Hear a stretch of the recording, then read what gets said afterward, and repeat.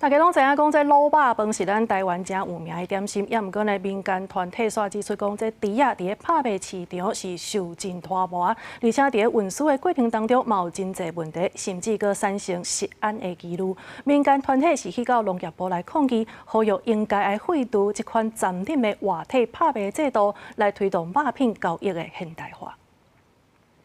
今年台湾受世界动物卫生组织认证，已经毋是3种传统伫这疫情国家。不过，台湾的肉品市场有关是活体拍卖制度，有民团指出，这猪仔要抬进前在拍卖的时受到暂禁的虐待，即嘛违反动保法。民团嘛公布2024年至2025年的调查影片。每只猪都遭火花事件的电击棒电击，在成为人们的食物前，要经历惨无人道的暴力折磨。 民团指出，今年大约有600万只猪要送到拍卖市场，毋但对南部运到北部的过程，特别是对高速公路摔落来，造成运输风险，嘛增加碳排放。这民团出面呼吁农业部要积极提出转型政策，重视经济动物的对待方式。从半夜屠宰到